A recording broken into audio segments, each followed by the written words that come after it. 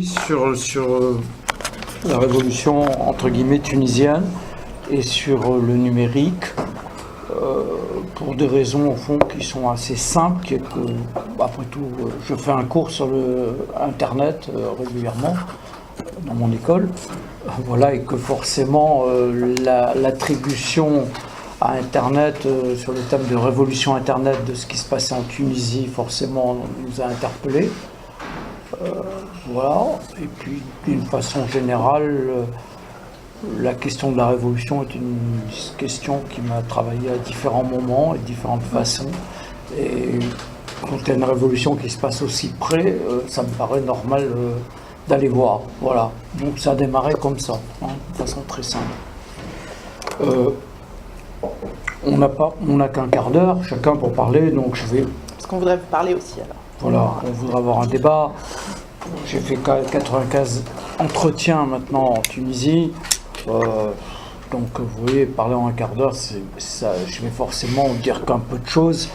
D'abord, il y a un débat après, donc si vous avez des questions, elles peuvent se poser dans le débat aussi. Des questions que je n'ai pas abordées, mais qu'à votre avis, je devrais aborder. Et puis après, même, on va rester un moment, et donc il y a des questions qui sont en dehors du débat, mais qui sont peut-être pertinentes pour vous et pour moi, et qu'on peut aborder en tête-à-tête. Voilà, donc je ne vais pas me prendre la tête à chercher à tout synthétiser en un quart d'heure, ce qui me paraît difficile. Non, je voudrais d'abord dire que, on pourra toujours y revenir, je vais le faire brièvement, sur des questions de méthodologie, de façon, de posture de recherche. Les sciences sociales, forcément, ont beaucoup à voir avec la recherche des causalités, et en général, on est dans des focales de long terme, voilà, ou de moyen terme. Et quand il y a des événements brusques, qu'on désigne sous le terme de révolution, qu'elle ne le soit pas vraiment, mais peu importe, évidemment, la tentation des sciences sociales est de ramener à ce qui est connu. Parce que c'est du long terme, donc les causes sont bien avant. Ce qui se produit aujourd'hui, dans la sociologie, ça en fait des causes qui sont il y a 5 ans, il y a 10 ans, il y a 15 ans, il y a 50 ans, etc. Et donc on ramène l'événement à du connu d'avant. Voilà. Et du coup, on gomme ce qu'il y a de neuf dans l'événement, ce que l'événement révèle de neuf. Voilà. D'ailleurs, on se méfie beaucoup de la nouveauté, en général. Absolument, a fortiori, parce que tout ça va remettre en cause le pouvoir d'élucidation des sciences sociales. Voilà. En l'occurrence, pour parler de la Tunisie, bien évidemment, ce qui se passe en Tunisie est une surprise pour les sciences sociales. Et pas seulement pour les politiques, les diplomates et les Tunisiens, et Ben Ali. C'est aussi une surprise pour les sciences sociales. Il y a extrêmement peu de gens qui ont écrit des choses pertinentes sur ce qui s'est passé avant. Il y a quand même 2-3 personnes qui ont écrit des textes remarquables d'ailleurs, parce que justement, ils donnaient à penser ce qui pouvait se passer. Mais c'est très exceptionnel, voilà. Voilà. Donc, je ne vais pas développer ça. Si la question vous intéresse, il y a une bonne introduction à tout ça. Il y a un bouquin sur 68 de Dammam, Gobi, etc. Il y a le papier de Gobi qui fait une 20aine de pages sur ces questions de comment travailler l'inédit, etc. C'est très intéressant. Voilà. C'est ça la question que vous posez au travail, parce que je pense qu'il y a des chercheurs aussi. Voilà. Moi, j'ai trouvé que c'était une bonne synthèse. Voilà. Donc, je ne vais pas développer ça. On pourra y revenir si vous voulez après. Moi, donc, j'ai choisi, évidemment, vous avez compris, de chercher ce qu'il y avait de nouveau, de chercher l'inédit, donc le numérique, avec des entretiens. Voilà. Les entretiens, évidemment, ce n'est pas des entretiens au hasard. Il y a évidemment une ligne générale qui est au fond de comprendre la dynamique du soulèvement. Quelle est la place d'Internet, du numérique, dans la dynamique du soulèvement? Alors, comme il me restait que 10 minutes, je vais faire vite. Je vais vous raconter deux moments, 12 minutes, deux moments qui me paraissent très importants. D'abord, la première, vous avez remarqué, je dis numérique et pas Internet, parce que vous allez voir tout de suite ce que nous appelons dans notre jargon l'interopérabilité. C'est quelque chose qu'au fond les usagers connaissent bien. Il y a un découpage assez absurde qui fait comme si l'individu, il ne serait qu'internaute ou Facebooker ou auditeur de télévision ou il a un portable, qui sont des découpages des outils, c'est-à-dire qu'ils sont en fait des découpages du marketing, tout simplement. On pense comme ça à cause du marketing. Nous-mêmes, nous ne pensons pas comme ça. On passe du portable au téléphone, à l'ordinateur, à la télévision, enfin on vit dans le numérique. On ne vit pas en tant qu'on ne se définit pas. Et voilà. Alors si on prend par exemple Sidi Bouzid, le début, puisqu'on est dans le nouveau, tout démarre à Sidi Bouzid. Ce qui est tout à fait remarquable à Sidi Bouzid au fond, c'est la mémoire des luttes. C'est une petite ville de 40 000 habitants au fin fond de la Tunisie. La plupart des Tunisiens ne savaient même pas où était Sidi Bouzid avant les événements. Voilà. Les Tunisiens de la côte, évidemment, les Tunisiens des élites, les Tunisiens des classes moyennes. Enfin, voilà. Alors, il faut remonter quand même au moins 2-3 ans avant, c'est-à-dire en 2008, il y a une révolte du bassin minier, qui est à 100 km seulement de Sidi Bouzid, qui va durer 6 mois. Et c'est une révolte qui va échouer, évidemment.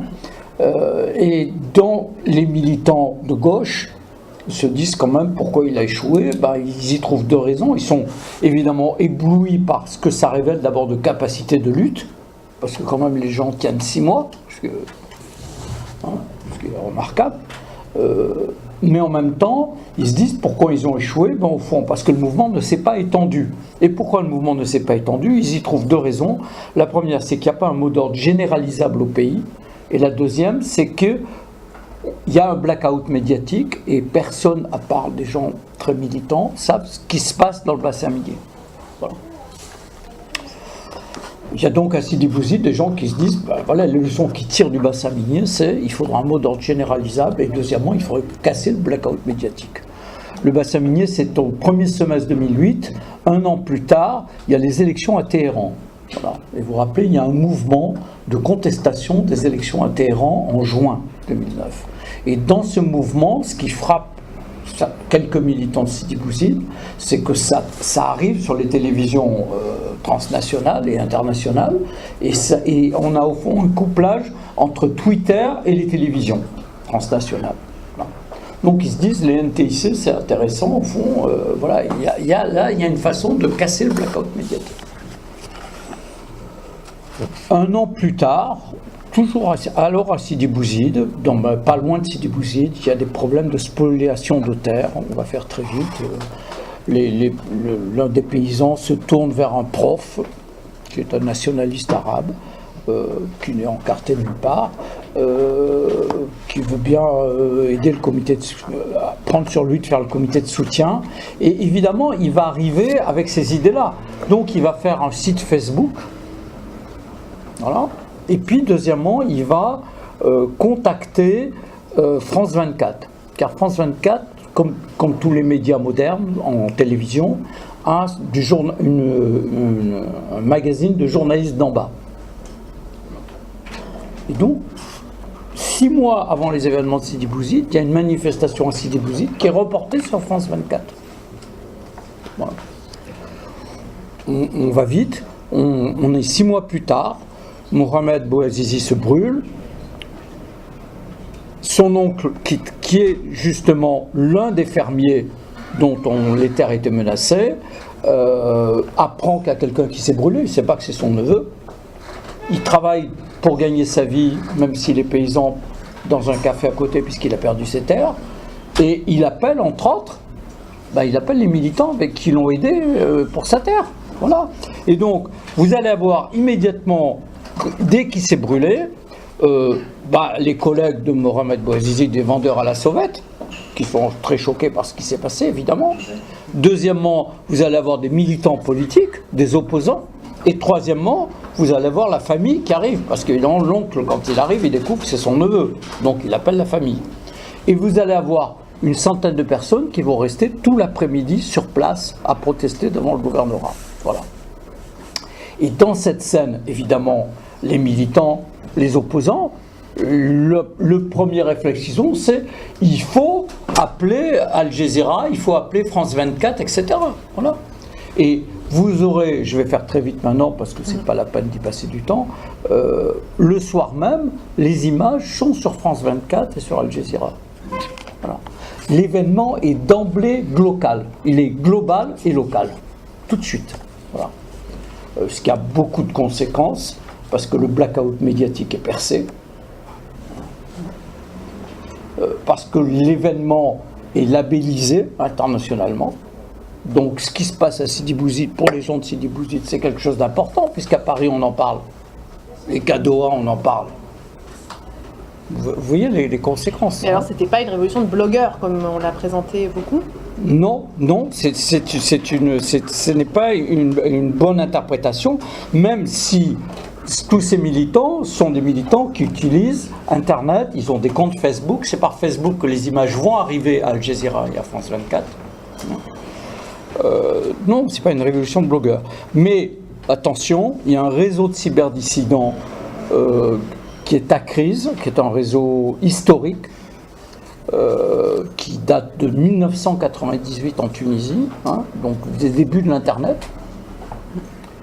Et ce réseau a des gens, bon, enfin, on va rester dans l'anonymat pour certaines choses, mais il y a des gens qui sont de Sidi Bouzid, de la région, et il y a des gens de Sidi Bouzid qui les connaissent, et donc les images de Sidi Bouzid vont arriver sur ta crise dès le lendemain. Hein, donc il ne faut pas non plus... mais dans un premier temps, ce qui va compter, c'est Al Jazeera et France 24. Donc c'est le numérique, pas Internet. Voilà.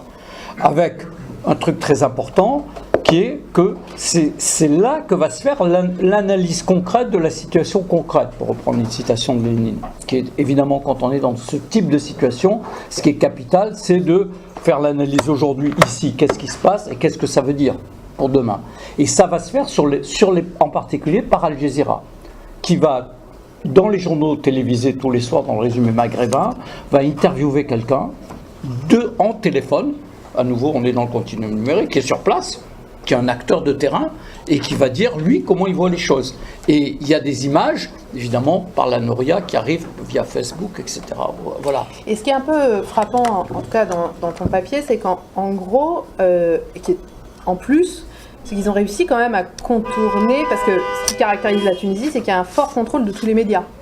Et comment s'est passé en fait ce contournement de cette espèce de Big Brother, parce que c'est ça qui est intéressant. Oui, aussi, oui, bien sûr. Bien sûr. Au fond, il y a un débat sur Internet qui est un débat constant depuis le début. Est-ce que finalement Internet est oppressif ou est-ce qu'il est émancipateur? Voilà. Ça fait 30 ans qu'on a ce débat, hein, grosso modo. Et on n'a pas arrêté d'avoir le débat et on l'a ce soir, et on l'aura, je pense, encore dans 10 ans, hein, facilement. Hein. Au fond, tant que cette technologie ne sera pas stabilisée, qu'elle n'aura pas maturé, et donc qu'il y aura des innovations et des changements et des choses nouvelles, on sera toujours forcément en train de reprendre ce débat. On ne va pas le régler ce soir. Il y a donc... En Tunisie, c'est pour ça que c'est un exemple intéressant pour Internet, c'est l'un des premiers pays africains et arabes à avoir Internet. C'est l'un des plus développés sur le numérique, sans aucun doute. Ben Ali était un fan d'Internet. Il avait fait un stage militaire aux États-Unis où il avait découvert l'informatique dans les années 80. Et voilà, il était fan. Voilà. Mais en même temps, comme il était aussi, il sortait de la sécurité militaire, évidemment, il s'est toujours préoccupé d'avoir un système de contrôle. Donc tout le développement d'Internet en Tunisie est un développement où à la fois on joue l'ouverture à Internet et en même temps on met en place un système de contrôle par rapport à les capacités technologiques qui sont mises en place. Y compris donc à la veille de la Révolution, il y a un système qui permet de rentrer dans les comptes Facebook, etc. Voilà. Le système est up-to-date. Voilà. Alors, il est évidemment intéressant parce qu'au fond, dans ce débat où la figure d'Evgeny Morozov était évidemment une figure importante puisqu'il soutient effectivement qu'Internet, la police, le cybercontrôle, enfin je ne développe pas, je pense que vous savez, sinon on y reviendra dans le débat. Tout ça est parfaitement existant en Tunisie et pourtant tout ça va se révéler complètement inefficace. C'est-à-dire que premièrement, il n'arrive pas à bloquer le départ des images à Sidi Bouzid. Je n'ai pas le temps de faire le détail, mais ceux que ça intéresse, on y reviendra plus tard. Et donc, au bout de 4 jours, Ben Ali accepte l'idée qu'il a perdu le monopole de la syntaxe politique et de l'image politique. Parce que c'est ça qu'il perd. Il avait un monopole jusqu'à présent. Il n'y avait que les informations officielles qui passaient dans le système de communication tunisien. Et tout à coup, il a perdu ce contrôle-là. Donc, il va falloir maintenant qu'on rentre dans une compétition. Et il le perd notamment par les potentialités offertes, donc c'est ce que tu expliques par l'interopérabilité. Les téléphones sont hyper importants. Oui, les téléphones sont très importants. Alors, pour finir rapidement, maintenant, une deuxième chose que je veux raconter, c'est on est 2 semaines plus tard dans la dynamique. Donc on est sorti du gouvernorat de Sidi Bouzid. On est en train de passer d'une révolte à un soulèvement par l'élargissement. Ça se passe dans le gouvernorat voisin qui est celui de Kasserine, dans une petite ville de 10 000 habitants qui est Talla. Des lycéens ont décidé qu'à la rentrée, ils iraient dans la rue. Voilà. Bon, ça commence comme ça. Ils réussissent leur coup, ils sortent du lycée, les chômeurs arrivent. Il y avait des chômeurs organisés en ville qui étaient au courant, qui les soutenaient. Les précaires arrivent et ça va devenir extrêmement violent. Voilà. Ça va devenir extrêmement violent. La situation va devenir complètement incontrôlable et finalement, pour faire très vite, les forces de l'ordre vont commencer à tirer à Talla. Elles vont tuer des gens à Talla et puis elles vont tuer des gens à Kasserine, qui est la ville voisine, qui est le chef-lieu qui s'est mis en mouvement et tout ça. Alors, on est donc en train de passer au soulèvement. À ce moment-là, Facebook devient très important. Et c'est lié aux morts. Voilà, c'est lié aux morts.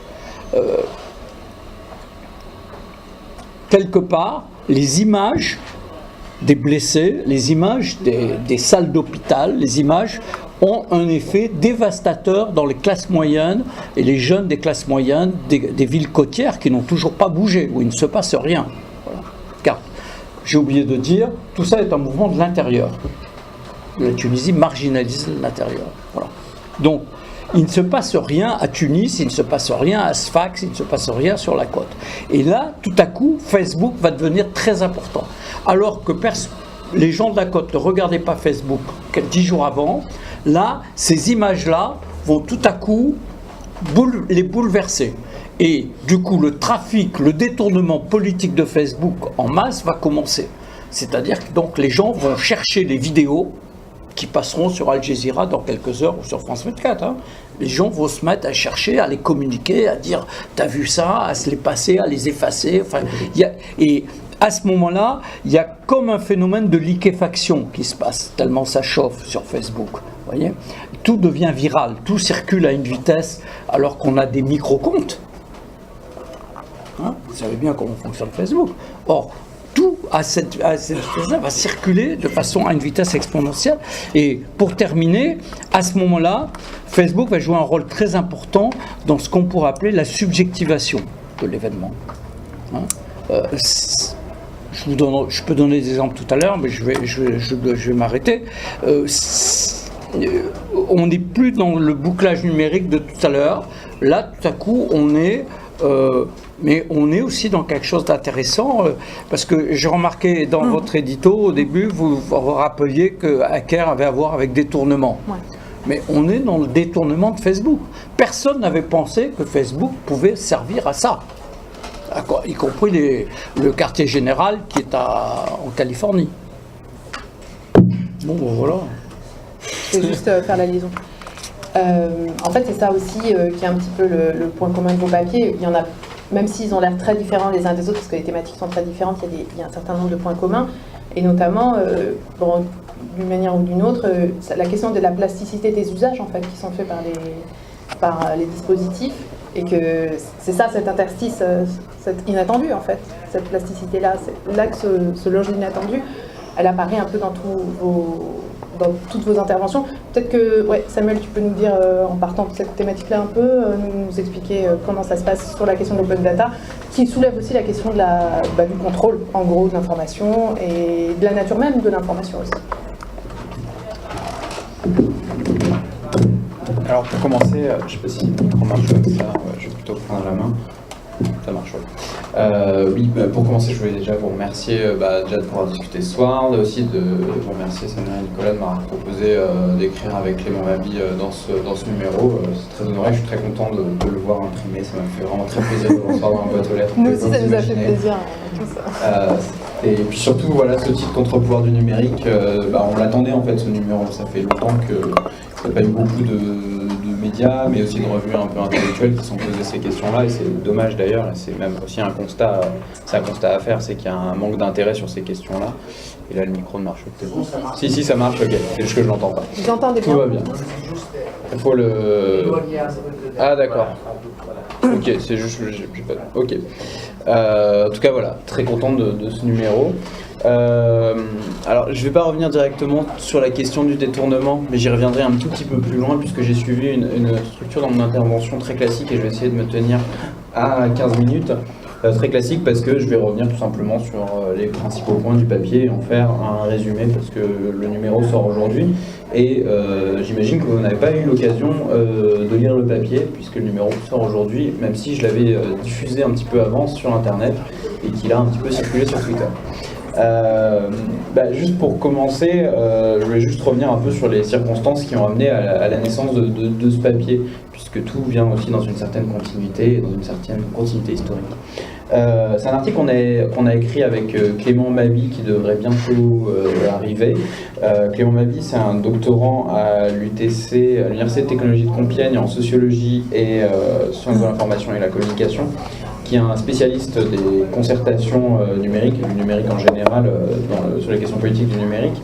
Et on s'est trouvé qu'il y avait une bonne complémentarité entre nos profils et qu'on voulait un peu mélanger à la fois. Moi, j'ai un fort terrain sur l'open data, puisque je fais ma thèse en sociologie là-dessus, et j'enquête dans les administrations pour savoir vraiment concrètement comment les données sont ouvertes et comment on en vient à les identifier, les sélectionner, les retravailler avant de les publier, et qu'est-ce qui se passe avant qu'on... On peut donner une définition peut-être de l'open data, peut-être. Oui, je vais le faire tout de suite. Définition de l'open data, très simplement, c'est la mise à disposition de données publiques, et le terme public est important puisque c'est défini dans la loi, et donc autant vous le dire tout de suite, on ne va pas parler, on parle pas de données personnelles là-dedans, on parle de données publiques, c'est-à-dire produites dans le cadre d'une mission de service public. Et cette mise à disposition, elle se fait de façon ouverte, d'où le Open, c'est-à-dire que Open, il y a un des textes fondateurs de l'Open Knowledge Foundation, qui est le réseau auquel j'appartiens et dont je participe en France, à la représentation en France. Ce texte-là, c'est l'Open Definition, qui définit un savoir, une donnée ou un contenu ouvert, qui ouvert si vous êtes libre, si n'importe qui, le mot n'importe qui est important, c'est-à-dire qu'il n'y a pas de restriction en fonction du type d'usager ou du type d'usage que vous voulez en faire, si n'importe qui est libre de l'utiliser, de le réutiliser et de le repartager à deux conditions, d'attribuer à une source, et puis l'autre condition, celle qui est plus dans une logique de bien commun, c'est celle du partage à l'identique. Vous avez probablement vu des contenus en Creative Commons avec une petite licence en dessous écrit CC BY SA.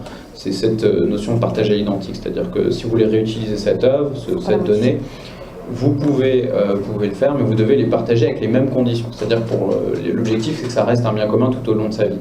Et ça, c'est quelque chose auquel on est particulièrement attaché, que ce soit à l'Open Knowledge Foundation ou à Savoir Commun. L'idée de défendre ces biens communs de la connaissance, ça me semble particulièrement crucial. Donc voilà pour la petite définition de l'open data. Ces données, elles relèvent les données ouvertes, elles relèvent de domaines extrêmement variés. Vous pouvez trouver des données sur l'environnement, les élections, le fonctionnement de l'administration, mais aussi des données plus sensibles de transparence sur le budget, les subventions. Récemment, l'association Regard Citoyen a publié les données de la réserve parlementaire pour le Sénat et l'Assemblée nationale. Et j'espère qu'il va en ressortir des choses assez intéressantes, puisqu'on va pouvoir enfin contrôler tout ce qu'ils vont toutes les constructions des églises qui se font de manière un peu électoraliste avec l'argent de la réserve parlementaire. Mais c'est le type de données qui peuvent être publiées, sont extrêmement variées, sont publiées sur des portails qui sont comme data.gouv.fr, opendata.paris.fr. Donc ces portails regroupent l'ensemble des données qui sont publiées par une organisation. Et enfin, ces données, elles sont publiées de manière volontaire. Et j'y reviendrai, l'importance et les conséquences de cette libération volontaire est assez importante. Juste pour revenir un peu sur les circonstances de naissance de cet article, c'est un article qui est un peu animé par plusieurs volontés, et la première, elle est complètement dans l'idée de la revue, Mouvement, de faire dialoguer recherche et militantisme, recherche à la fois avec nos terrains, soit pour Clément sur les concertations en ligne, pour ma part sur l'ouverture des données publiques, et puis aussi de faire dialoguer la recherche et le militantisme, donc à travers notamment mes activités au sein de l'Open Knowledge Foundation.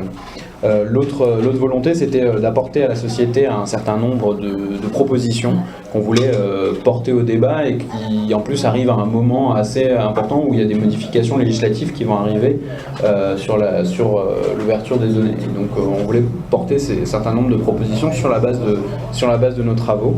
Et donc c'est un article qui assume tout à fait son côté normatif et tout à fait à l'aise avec ça. C'est aussi un article qui est guidé par une grande question et qui est tout à fait en adéquation avec le reste du numéro, qui est de savoir comment faire pour que l'open data serve véritablement la puissance d'agir des citoyens et parvienne à créer des contre-pouvoirs citoyens. On part aussi du constat historique qu'au départ, l'open data avait formulé un certain nombre de promesses, je reviendrai un peu après dessus. Est-ce qu'elles ont été effectivement réalisées ?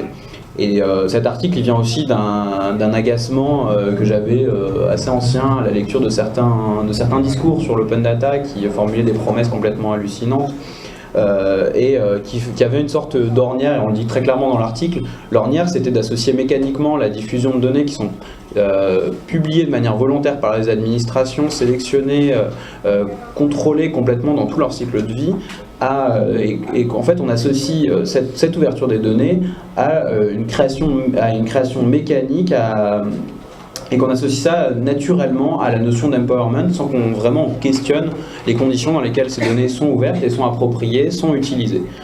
Très classiquement, moi j'avais en tête un article que j'ai utilisé dans mon mémoire que j'avais fait au CELSA. J'avais lu un article qui m'avait fait vraiment halluciner, qui était dans une revue, dans un site technologique américain qui était, je crois que c'était Gizmodo, qui au lancement du site Open Data de Paris avait dit City of Lights becomes the City of Transparency.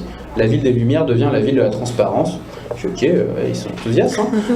Et puis après, j'avais un peu étudié l'article, mais très vite fait, quoi. Je me suis rendu compte qu'en fait, le mec ne comprenait rien du tout aux données qu'il y avait sur ce portail Open Data. Et à un moment, il fait bon, je sais pas trop ce qu'il y a dedans, mais ça a l'air vraiment chouette. Et en fait, c'était un peu symbolique de ce discours sur l'Open Data où vous devenez, en fait, on entre dans la grande ère de la transparence, où on vous ouvre les portes, des administrations, alors qu'en fait, on se pose pas vraiment la question de qu'est-ce qu'il y a dans ces portails, comment les données sont utilisées, comment les données sont appropriées. Donc c'est un peu les questions, et c'est un peu parti de cet agacement aussi avec certaines métaphores comme le nouvel Eldorado des données, le nouveau pétrole des données, toutes ces choses-là qui ont tendance à, et ça nous semble particulièrement regrettable, à reléguer les enjeux citoyens qui étaient particulièrement forts au départ, à les reléguer un peu au second plan. Et donc voilà, notre article, il y avait une volonté de clarification et aussi d'adresser un bilan critique sur l'open data, ses promesses et ses réalisations, et on essayait aussi d'en faire un texte qui soit accessible à tous. Et je l'ai envoyé à une grand-mère pour qu'elle le lise, et elle a compris, elle a trouvé ça intéressant, ce qui est une épreuve de lecture particulièrement efficace. Je vous le recommande.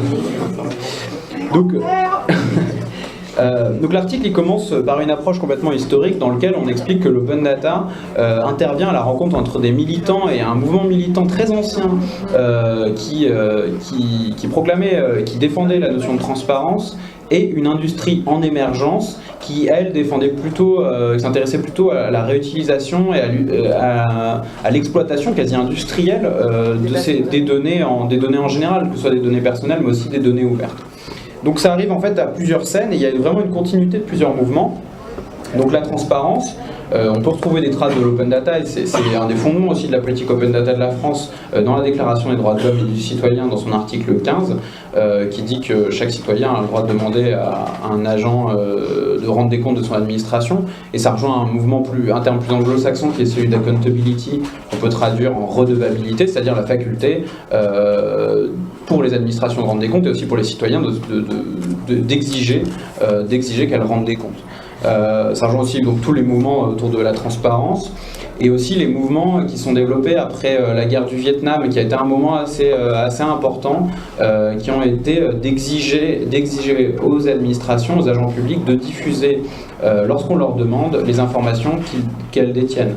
Et ça a été un des fondements de la politique open data, puisque les Freedom of Information Act ou la loi CADA en 1978 en France vous donne un droit, d'exiger les informations publiques que les administrations créent. Donc vous pouvez effectivement exercer votre droit d'accès à l'information.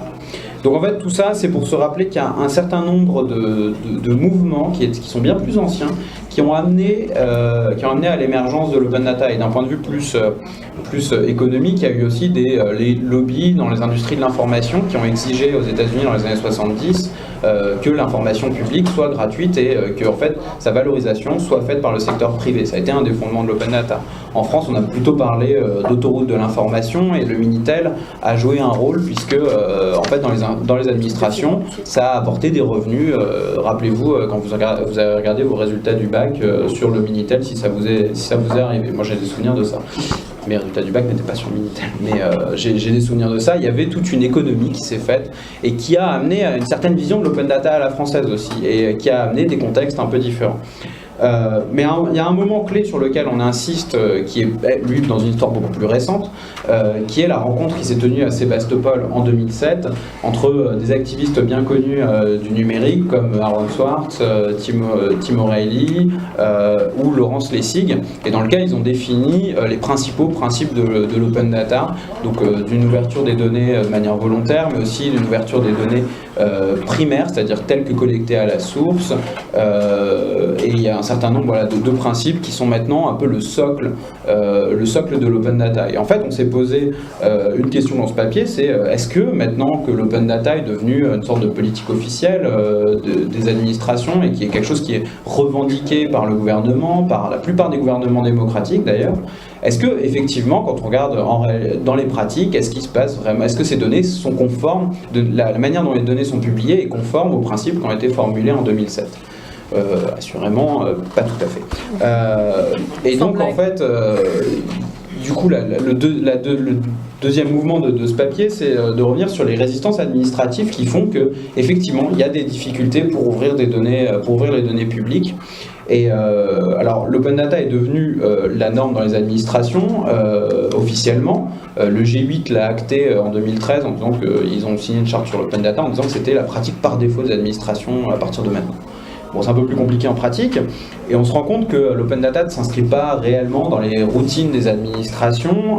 C'est un impératif qui venait d'en haut et qui a rencontré un certain nombre de résistances dans les administrations qu'on tâche de comprendre. Une des raisons, c'est que ça relève de la nature des fichiers qui sont publiés. En gros, ce sont des données de gestion, des fichiers qui sont utilisés au quotidien dans les administrations et qui n'ont pas été produites comme de la statistique, c'est-à-dire un savoir général sur la société.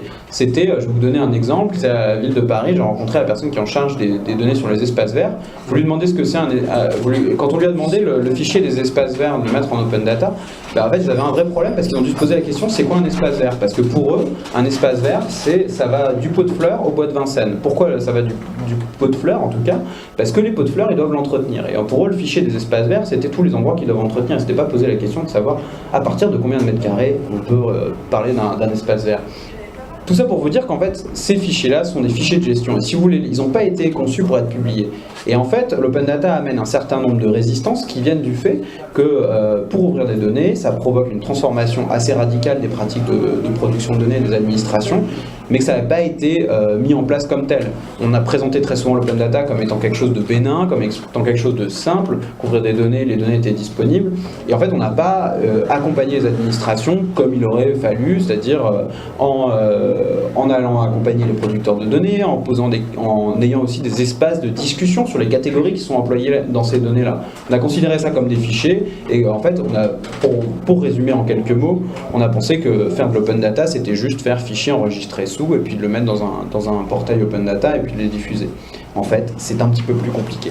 Et le résultat de tout ça, et c'est un peu la troisième partie de l'article, c'est qu'on s'est posé la question, en fait, est-ce que les données qui en ressortent ne sont pas offensives? Du fait de cette inoffensive, pardon. Est-ce que du fait des difficultés de les ouvrir, est-ce que ce qu'il en sort est un peu inoffensif et ne crée pas vraiment de contre-pouvoir? En fait, on se rend compte que on a un peu évalué quelques-unes des... On s'est posé... Pas évalué, mais on s'est interrogé sur les réutilisations qui ont été faites des données qui sont publiées à l'heure actuelle en open data en France, et on s'est rendu compte, donc ça veut dire que ça fait 15 minutes, donc je vais vraiment foncer, qu'en fait on s'est rendu compte qu'elle ne révélait pas des faits inconnus. En fait, on n'a pas trouvé pour reprendre une expression de chercheurs, on n'a pas trouvé de machine à scandale dans les données qui étaient publiées en open data. C'est peut-être pas qu'une question de format, c'est peut-être aussi une question de nomenclature, c'est-à-dire le type de données même. Justement, c'est-à-dire que vu que ce sont des données qui sont publiées de manière volontaire, on n'arrive pas à faire en sorte que les données vraiment qui sont sensibles soient ouvertes. C'est-à-dire que les agents ils doivent discuter concrètement avec leur chef qui leur dit moi je voudrais ouvrir volontairement tel fichier, c'est un peu sensible, mais je pense que ça serait intéressant. En fait, en face, on va lui dire non, on va pas. Le cas qu'on m'a dit le plus souvent, c'est on va pas casser la branche sur laquelle on est assis. Si voilà, j'arrivais pas à le sortir. En tout cas, nous ce qu'on s'est rendu compte, c'est qu'il y avait deux moteurs des révélations qui étaient à l'heure actuelle. Le premier, c'était l'extraction automatique des données, le scrapping, c'est ce que fait Regard Citoyen sur le site nosdéputés.fr.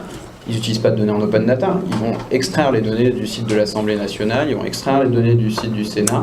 Et dans tous leurs projets, on s'est rendu compte qu'en fait, ils n'utilisent... C'est le plus grand militant de l'open data en France, mais ils n'utilisent quasiment aucune donnée en open data dans leur action. C'est assez terrible à faire comme constat. Et le deuxième moteur des révélations, et notamment dans le journalisme de données, c'est les requêtes les requêtes CADA, le droit d'accès à l'information publique. À partir de là, on a formulé 3 propositions, puis je vais arrêter là maintenant. La première, c'est de s'intéresser un peu aux infrastructures, et notamment au portail, mais aussi au format de données. On s'interroge quand même sur le fait que sur data.gouv.fr, vous ne pouvez pas visualiser un jeu de données sans avoir à lancer un tableur, et puis souvent si c'est un fichier CSV, vous allez devoir spécifier si c'est des points-virgules ou des virgules. Enfin, en gros, vous aurez des difficultés à le faire, et la plupart des personnes en seront un peu exclues. Et on plaide aussi pour que les données d'origine soient publiées avant de publier la donnée telle qu'elle était retravaillée avant sa publication. Le deuxième point, c'est qu'on pense qu'il y a vraiment besoin d'une impulsion juridique forte, donc d'inscrire l'open data dans la loi, et aussi de créer des espaces de concertation et de discussion avec les réutilisateurs sur le modèle qui a été celui de la statistique et du Conseil national d'information statistique. Il y a un très bon cas là-dessus dans le livre Statactivisme, publié aussi aux éditions La Découverte, édité par Emmanuel Didier et Isabelle Bruno, dans lequel ils font un cas sur je crois que c'était sur c'est un cas de catégorie qui a été débattu par des citoyens au sein de cet espace-là, et en fait ils sont arrivés à faire plier l'INSEE sur le choix des catégories qui étaient employées par l'INSEE. Nous on pense que c'est intéressant, et on pense que les données publiques doivent être débattues, discutées, et avec ces réutilisateurs. Enfin, le troisième point, c'est qu'on pense que c'est nécessaire de former les citoyens aux données pour une simple bonne raison, déjà que pour entretenir et renforcer les contre-pouvoirs, pour que les collectifs militants se saisissent des données qui sont disponibles, et qu'on est dans une société où les données nous gouvernent, et ça c'est très bien écrit dans le livre dans le livre Statactivisme. Si les mouvements, les contre-pouvoirs ne se saisissent pas des données, les données vont continuer à nous gouverner. Donc de se ressaisir les données.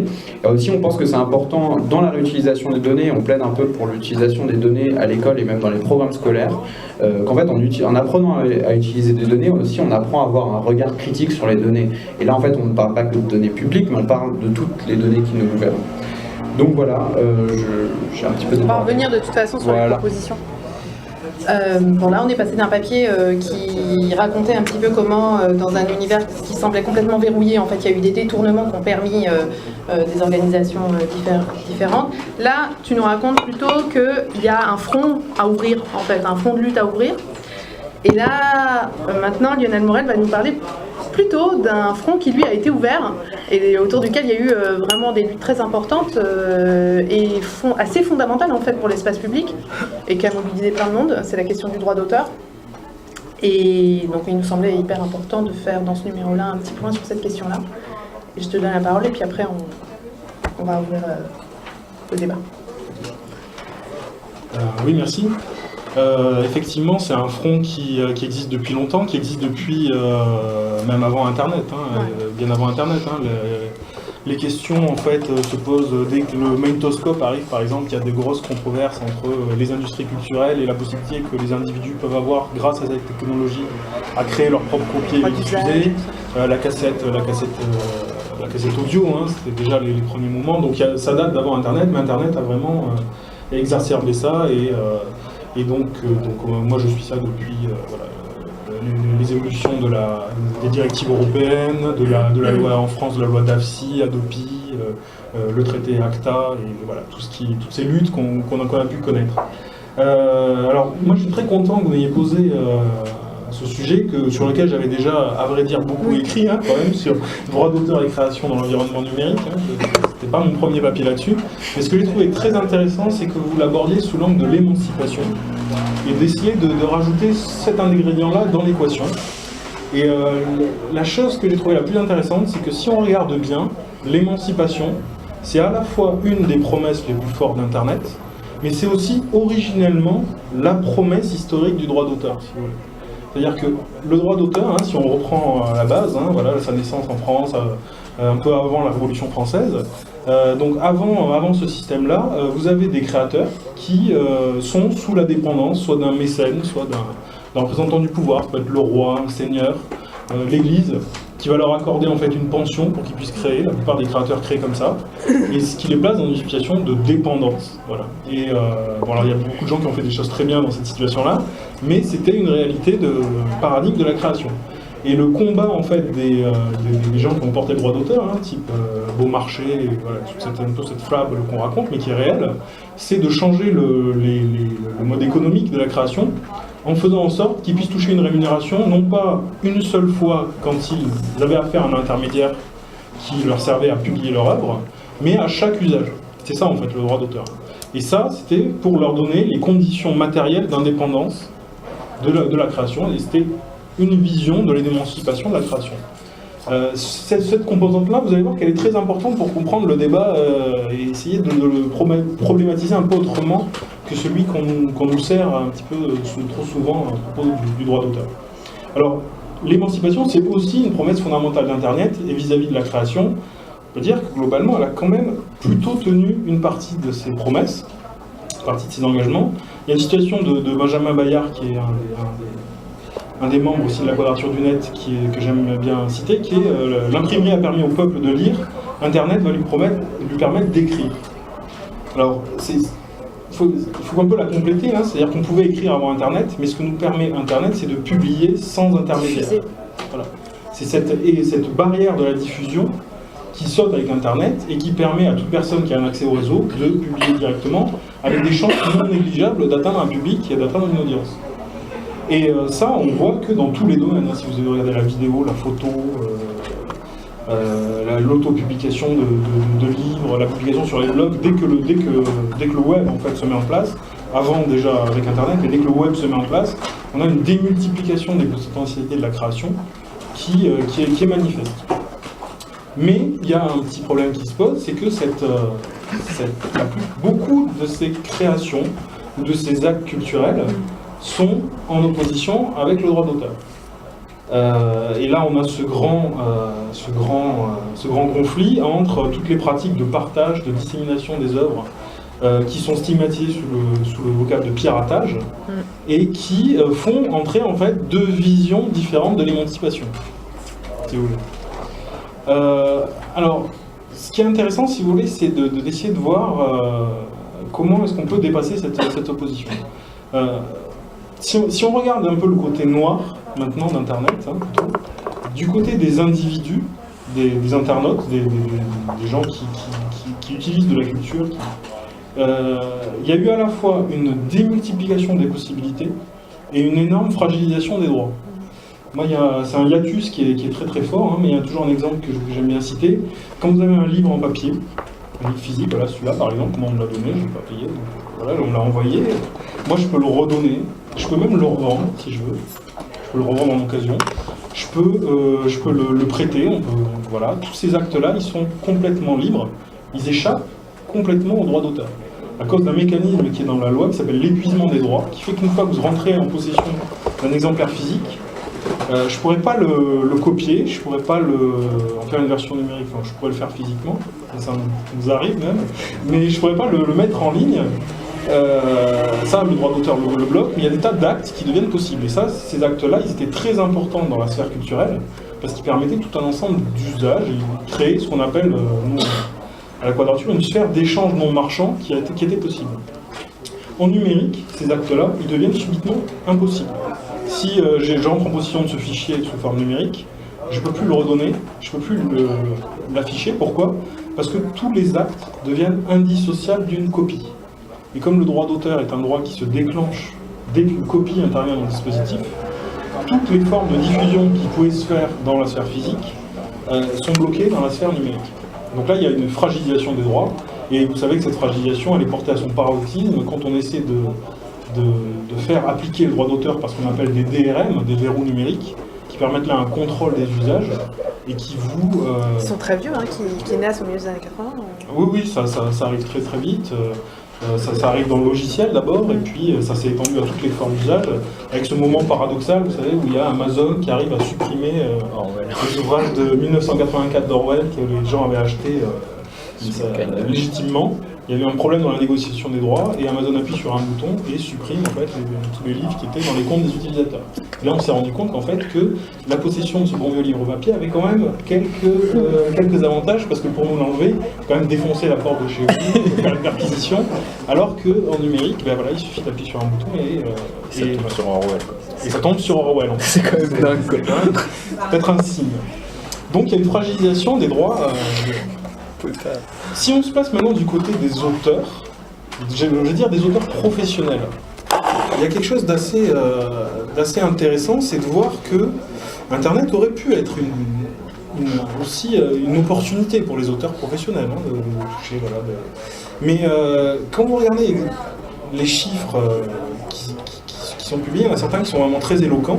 L'année dernière, il y a le Forum d'Avignon, vous savez, qui est une espèce de club d'industriels de la culture, qui se réunit chaque année, cette année ils ont fait très fort, mais l'année dernière ils avaient déjà fait très fort, mais à leur insu, si vous voulez. C'est-à-dire qu'ils ont publié une étude économique sur les différents secteurs de la culture, qui montrait que, contrairement à ce qu'on nous dit sur la grande catastrophe que subissent les industries culturelles, tous les champs de la culture avaient renoué avec la croissance, et d'une croissance de l'ordre de 5% par an. Ce qui, dans notre contexte, est quand même pas complètement non négligeable. Et après, ils étudient la répartition de la valeur entre les différents intermédiaires de la création. Et dans tous les champs, sans aucune exception, que ce soit le livre, la musique, le cinéma, le jeu vidéo, les auteurs ont tous perdu une part significative de leur revenu dans la transition numérique, alors que tous les éditeurs, producteurs, voilà, tous les intermédiaires, diffuseurs, ont vu leur part augmenter. Alors ça tient à plusieurs phénomènes. Hein. Le premier phénomène, c'est que quand vous passez en numérique, vous pouvez faire des économies d'échelle, etc., qui profitent à ce type d'intermédiaire. Et l'autre phénomène, c'est le phénomène de concentration, qui a été... C'est le système de la grande distribution. Exactement, le système de concentration, notamment du circuit de distribution, qui fait que les intermédiaires se renforcent. Et ce système de concentration, il a un autre effet sur les auteurs, c'est le resserrement en fait, de la rémunération sur un tout petit nombre d'auteurs. Il y a une autre étude qui était sortie sur le marché de la musique américaine l'année dernière, qui montrait qu'1% des artistes captent 77% des revenus. C'est sûr que pour Maria Carey, l'ère numérique a été, l'iPod a été une période extraordinaire pour elle, ça c'est sûr. Mais pour la masse des créateurs, il y a un effet d'appauvrissement. Et donc si vous voulez, la promesse fondamentale du droit d'auteur sur l'émancipation, elle est battue en brèche, mais pas que par le piratage, elle est battue en brèche par la dynamique que le numérique impulse dans les industries culturelles elles-mêmes. Par une hyper-industrialisation, Voilà. en fait. Et le problème que pose cette concentration, c'est que ça annule une des promesses, par contre, qui n'a pas été tenue au niveau d'Internet, qui est celle de la longue traîne, qui aurait été que la diffusion sur Internet aurait dû nous permettre justement de diversifier les œuvres auxquelles nous avions accès et de pouvoir bénéficier d'un plus grand nombre d'œuvres. Et on voit que cette promesse-là, elle a été, là par contre, elle n'a pas du tout été tenue, et qu'il y a un effet de concentration de l'attention et d'hyperfocalisation de l'attention Centripète un peu des mots. sur un tout petit nombre d'œuvres. Donc voilà, donc on arrive à cette situation, et si vous voulez, moi au point où j'en suis, j'en arrive à me dire que le droit d'auteur est une sorte d'espèce de storytelling énorme, qui nous empêche de voir, vous savez, l'histoire là, il y a l'écume sur la mer, et sous l'écume il y a la mer, nous empêche de voir qu'est-ce qui se passe dans la mer. Et vous voyez, le vrai débat, en fait, sur les conditions de la création, il se joue entre centralisation et décentralisation. Pas sur ces histoires de droit d'auteur, et notamment d'opposition entre le public et les artistes, au niveau du piratage. La vraie question, elle est là. Et il se trouve que la répression du piratage n'a eu de cesse depuis qu'Internet est arrivé, de cibler uniquement les formes décentralisées de piratage. C'est-à-dire, si vous regardez la loi Hadopi, par exemple, elle a été designée pour viser le peer-to-peer. Et elle est restée impuissante sur les formes de partage centralisées, qui sont les plateformes de streaming et de download. Si vous voulez, c'est pas du tout anodin. C'est-à-dire que les industries culturelles ont de suite vu que même s'il y avait à un moment, il y a des méga uploads qui arrivent, qui sont obligés d'agir brutalement parce que là, c'est vraiment trop. Mais par contre, ils gagnent au streaming. Ce qu'ils ont vu surtout, c'est qu'ils avaient tout à perdre dans les formes décentralisées qui leur font perdre le contrôle sur la distribution. Donc ils ont appuyé la répression là-dessus, quitte à faire monter des plateformes centralisées de partage, et pour garder ce pouvoir-là qui est le maillon essentiel en fait de leur position. Et donc du coup la question, je pense, sur la question de l'émancipation, c'est comment faire en sorte De redécentraliser cette solution. Et là, je pense qu'il n'y a pas 36 façons de le faire, et à la quadrature, les positions qu'on pousse, c'est de pousser l'idée qu'il faut légaliser le partage, une bonne fois pour toutes, c'est-à-dire refaire en sorte que je puisse faire la même chose que donner ce livre, mais en numérique, dans un cadre non marchand, pour que se reconstitue et se démultiplie le réseau des échanges non marchands. De cette manière-là, vous avez les circuits de distribution centralisés qui sont directement atteints, et les plateformes aussi de contrefaçon commerciale qui se voient immédiatement, si vous voulez, siphonner parce qu'il n'y a plus d'intérêt à les payer 10 € pour par mois pour aller avoir un abonnement à une plateforme de streaming illégale. Reste la question de la rémunération de la création. Et là reste la question de la rémunération de la création, et c'est là où souvent on nous oppose des arguments du type oui, mais alors là vous êtes pour une culture gratuite, et c'est pas du tout nos positions, parce qu'on pense que si il faut décentraliser les échanges, il y a un besoin de financement de la création qui est d'autant plus aigu que le nombre de créateurs a été lui aussi démultiplié avec Internet. Il y a une phrase très belle de Jérémy Nestel, qui est un activiste français de l'Internet et qui a beaucoup œuvré dans le champ culturel, qui dit « Nous passons d'une société ouvrière à une société œuvrière ». De plus en plus de gens sont en capacité de faire œuvre, de créer. Ce qui est appelé expressivisme par ailleurs, de manière pas positive, quoi. Oui, c'est assez stigmatisé en France. Ouais. La question, c'est comment donner les conditions de vie, les conditions de création, et là on retombe sur le débat original du droit d'auteur. Comment faire en sorte que les créateurs puissent vivre dans des conditions d'émancipation qui leur permettent de dégager le temps nécessaire pour pouvoir créer. Et là, nous, ce que nous proposons, c'est des formes de financement mutualisées pour la création, qu'on appelle contribution créative, qui par le biais d'un surcoût à l'abonnement Internet, permettrait de centraliser les sommes et de rémunérer les créateurs sous une forme, en fait, au lieu d'avoir un système avec le droit d'auteur qui est une forme de propriété, si vous voulez, passer à une forme de financement qui serait une sorte de droit social, une sorte de prolongement, en fait, du statut des intermittents, si vous voulez, quelque part, distribué à un plus grand nombre de personnes. Et là, à mon avis, on retrouverait les conditions d'une émancipation possible pour le plus grand nombre. Bon. On a parlé d'énormément de choses et le numéro aborde beaucoup de questions, mais moi ce qui me frappe dans la formulation que tu as de la problématique, c'est que c'est finalement aussi une autre manière de formuler la problématique générale de notre numéro, c'est cette question de la centralisation et de la décentralisation.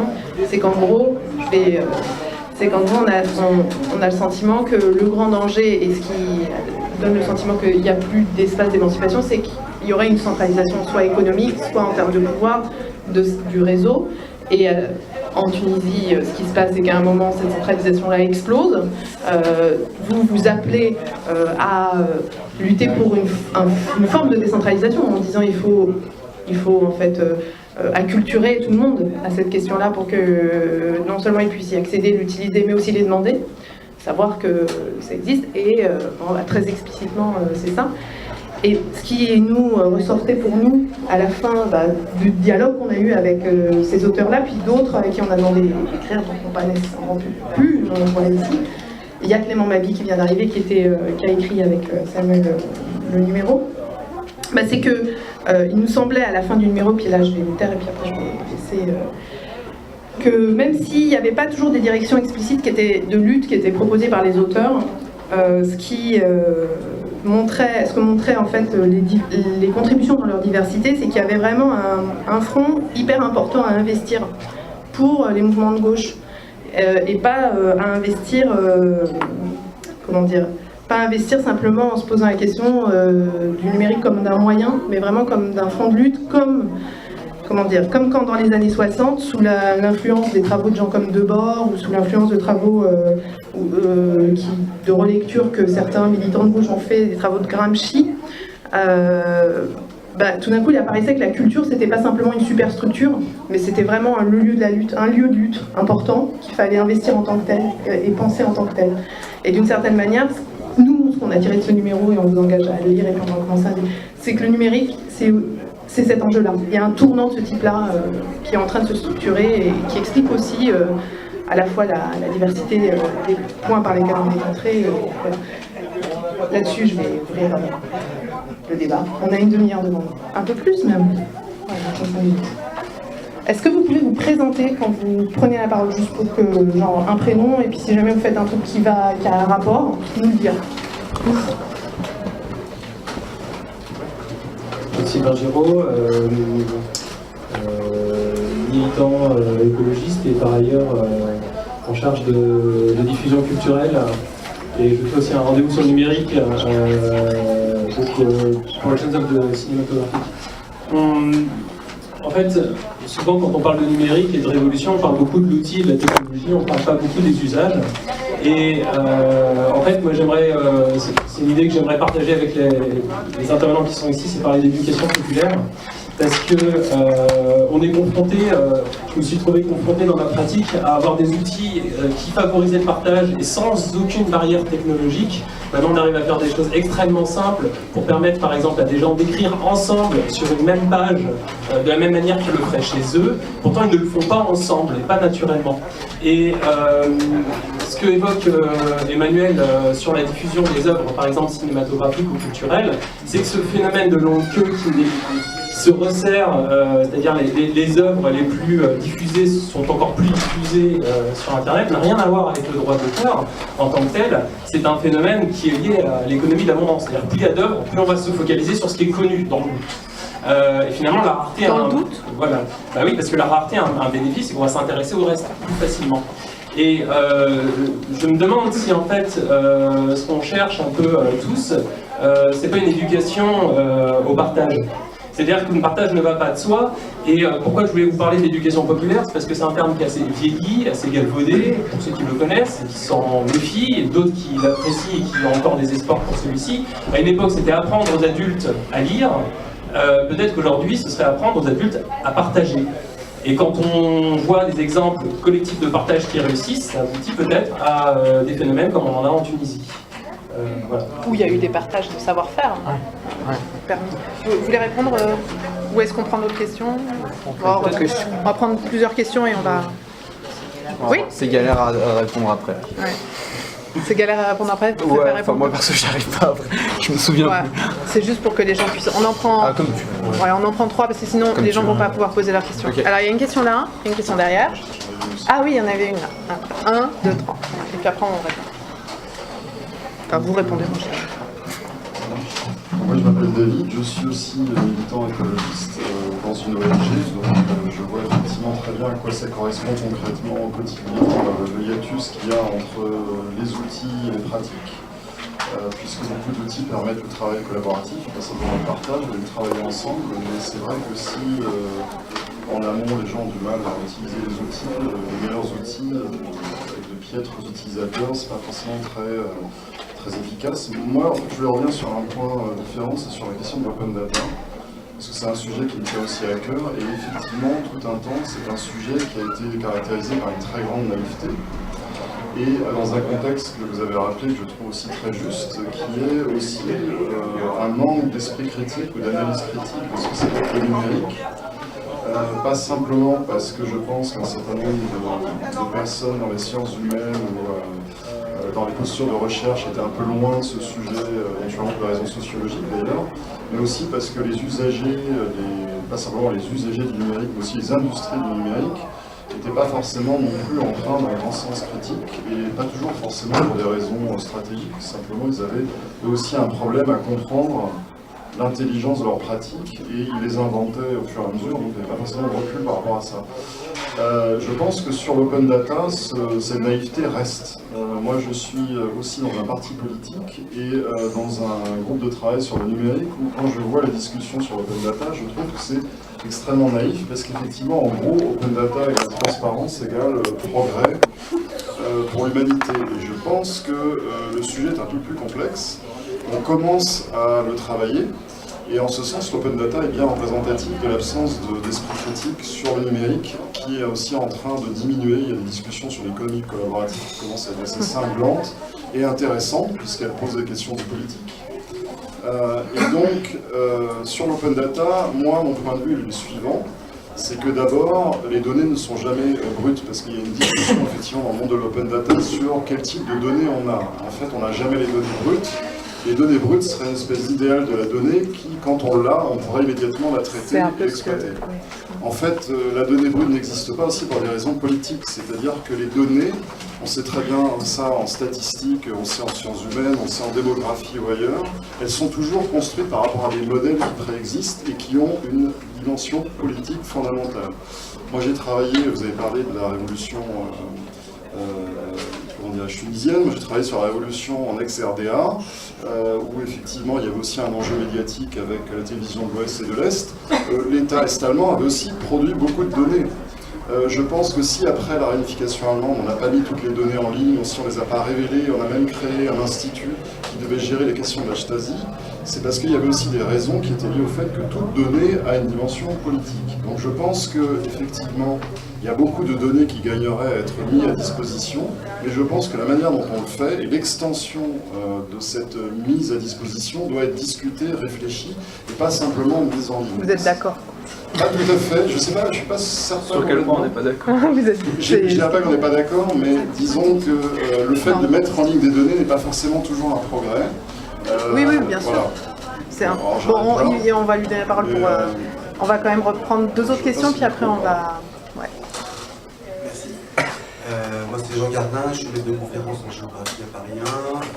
Je m'intéresse au numérique dans mon cadre professionnel. Je travaille sur des professions qu'on informatise, notamment les éleveurs à l'heure actuelle, plus RFID qu'on est dans les oreilles. Et puis parce que je participe dans un groupe qui s'appelle Oplomov, qui est complètement ludiste, anti-tech, anti-industriel. Et là je venais voir un petit peu l'opinion des optimistes par rapport à tester un peu tout ça. Et je ne suis pas complètement convaincu. On n'a pas eu assez de temps peut-être. D'une part, c'est aussi, je repense ce que vous venez de dire sur c'est pas toujours bon d'ouvrir les données. J'ai pas envie d'en faire un paquet là-dessus, mais je suis d'accord. Évidemment, il y a des données qui ne sont pas forcément bonnes à ouvrir. L'idéal de la donnée qu'on ouvre, c'est le taylorisme. C'est piquer le savoir-faire de l'ouvrier pour en faire quelque chose de réplicable et réutilisable aussi.